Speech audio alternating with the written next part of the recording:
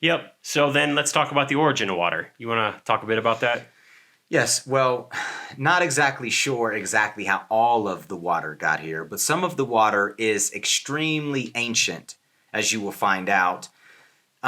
We've more recently discovered that water has made it, to the planet Earth billions of years ago on meteorites. And, some meteorites can consist of up to 22% water. So 22% of the meteorite could be water. Maybe some more, maybe some less. Our planet was heavily bombarded in more primitive times when it was developing in its, original state as it was formulating in the solar system. It was a more chaotic environment, so you had more bombardment. If that happened now, things would be, we wouldn't be able to have this podcast because we might randomly get hit by a meteor.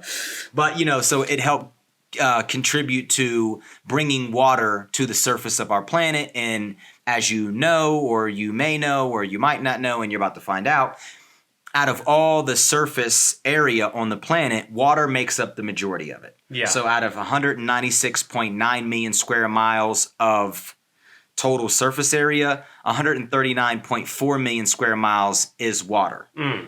And like I said, these meteors brought a lot of water here, but we're not sure exactly what percentage of water was brought here by meteors. But meteors are also known to carry life in the form of RNA, amino acids, and so forth. These things that you wouldn't think that can exist out in space, but they can.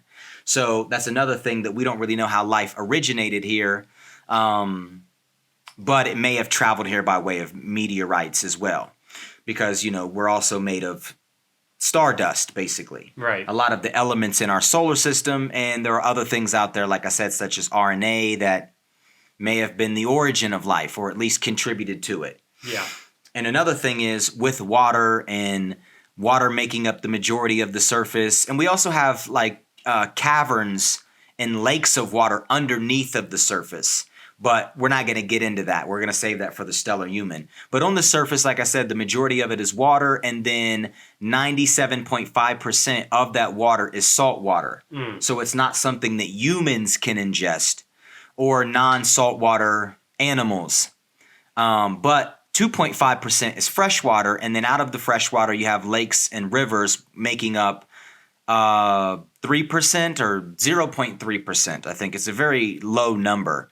And then 30.8% is groundwater, and then glaciers and ice caps and permanent snow on mountaintops and so forth.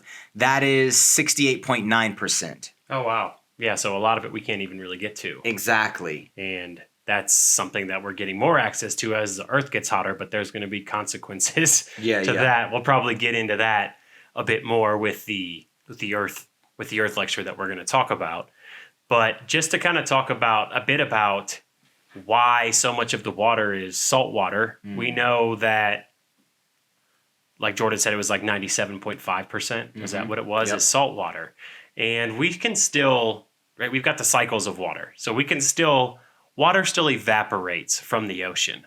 So let's just start there, right? Water evaporates from the ocean. So let's just start painting a picture. It's evaporating from the ocean because of the sun. So it's turning into a gas and going up into the clouds. And then those clouds are getting pushed around by the wind. And in those clouds, there are little dust particles. There's little particles that the water particles start to, condense on. And generally those particles, like most things, or always those particles, like most things, they're hydrophilic, which means that they like water. So water is attracted to these particles. And then it condenses, and then it precipitates, right? When the cloud starts to rain, it starts raining. So it rains on high ground, on low ground, all over the place. That rain water is not salty.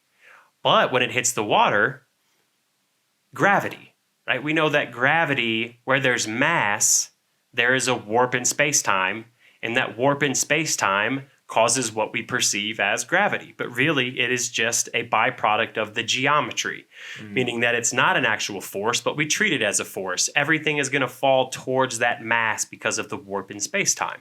We've talked about this. And that's why that's why the rain comes back down. And that's why it's moving towards the lowest possible point, because it doesn't have a choice.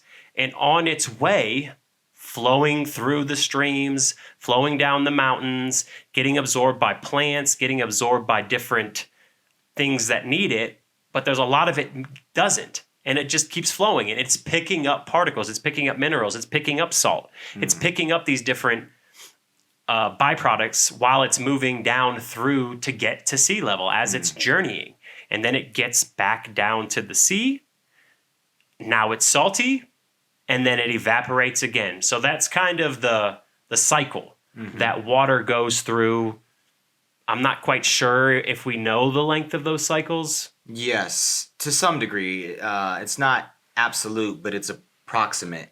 So like if it's a biological system, they say that it can stay in the system for around about a week, relative to what the system is biologically. But, you have rainforests, you have animals, you have humans, you have a wide range of different living organisms that have water, and then they perspire, or you lose water through respiration, you lose water through urine, you lose water through defecation, but a week's time normally before it gets evaporated back into the atmosphere. Okay. And then if it's in the atmosphere, it's like a week and a half before it precipitates back down.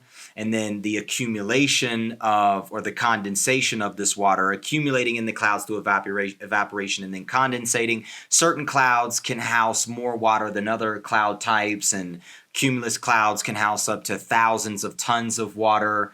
It's like a cubic kilometer. That's insane. Thousands of tons in the air. Yes, it's just up there, and it's like it looks like a pillow, but it's super soft and light. But really, it's thousands of tons of water. Yeah. And like you said, it's being moved by weather patterns and weather conditions.